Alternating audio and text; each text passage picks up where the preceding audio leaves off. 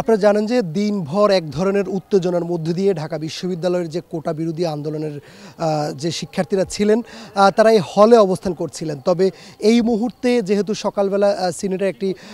বৈঠক হয়েছে, সেই সিদ্ধান্ত অনুযায়ী হল ছাড়াটি সিদ্ধান্ত এসেছে এবং এই সিদ্ধান্তের পরেই সকাল থেকে আমরা দেখেছি শিক্ষার্থীরা হল ছাড়তে শুরু করেছে। বিশেষ করে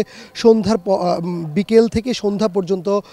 ঢাকা বিশ্ববিদ্যালয়ের যে হলগুলো আছে সবগুলো হলেই এখন ফাঁকা হয়ে গেছে এবং হলের দায়িত্বে যেসব শিক্ষকরা ছিলেন তারা হলের যে মূল ফটক রয়েছে সে ফটকে তালা ঝুলিয়ে দিচ্ছেন। এবং আমরা এই মুহূর্তে দাঁড়িয়ে আছি জিয়াউর রহমান হলের সামনে। সে জিয়াউর রহমান হলের মূল ফটকে আমরা দেখতে পাচ্ছি যে এখানকার যারা হল প্রভোস্টরা রয়েছেন তারা তালা ঝুলিয়ে দিচ্ছেন এবং অনির্দিষ্টকালের জন্য যেহেতু বিশ্ববিদ্যালয় বন্ধ ঘোষণা করা হয়েছে এবং বন্ধ ঘোষণার পরেই আমরা দেখতে পেরেছি যে সকালেই হচ্ছে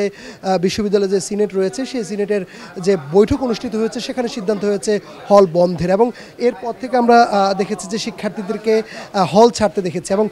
বেলা 2টার দিকে আমরা দেখেছিলাম যে কোটা বিরোধী যেসব আন্দোলনকারীরা আছে তারা 2টার পরে যে তাদের গায়েবানা জানাজা, সে জানাজার পরেই তারা আসলে একটি মিছিল নিয়ে তারা টিএসসির দিকে অগ্রসর যখনই হয়েছে তখনই পুলিশের বাধার মুখে পড়ে এবং পুলিশকে লক্ষ্য করে যখন এসব শিক্ষার্থীরা ইট পাটকেল ছড়ে পুলিশও তাদেরকে ছত্রভঙ্গ করার জন্য আমরা দেখেছি টিয়ারসেল গ্যাস কিংবা সাউন্ড গ্রেনেড সহ অন্য যে বিষয় রয়েছে সেগুলো তারা ছুঁড়ে শিক্ষার্থীদেরকে ছত্রভঙ্গ করে দেয়। এবং এরপরে আমরা দেখেছি যে হলগুলো থেকে শিক্ষার্থীদের বের হয়ে যেতে দেখেছি আমরা এবং তারা এই মুহূর্তে হল ছেড়েছে। আমি যদি একটু বলি, জিয়াউর রহমান হল,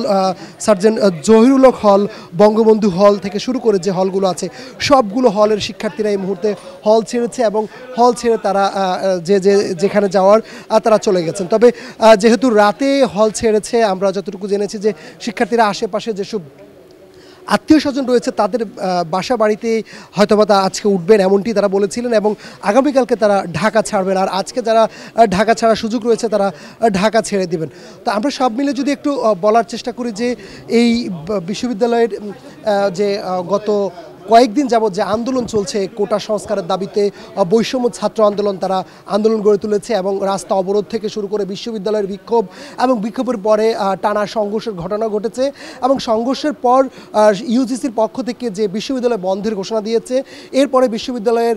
সর্বোচ্চ যে নীতি নির্ধারণের ফোরাম রয়েছে সিনেট, তাদের সিদ্ধান্ত অনুযায়ী হলগুলো বন্ধ রয়েছে, বন্ধের ঘোষণা দিয়েছে এবং বন্ধের পর থেকে তারা হল ছেড়েছে। এখন যারা রয়েছেন হলের দায়িত্বে, যেসব শিক্ষক কিংবা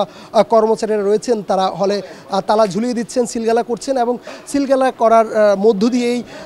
শিক্ষার্থীদের ঢাকা বিশ্ববিদ্যালয়ের ত্যাগের যে বিষয়টি রয়েছে সেটা তারা হল ছেড়ে গেছেন। তো এই ছিল আসলে আমার কাছে ঢাকা বিশ্ববিদ্যালয়ের শিক্ষার্থীদের হল ছেড়ে যাওয়ার সর্বশেষ সংবাদ।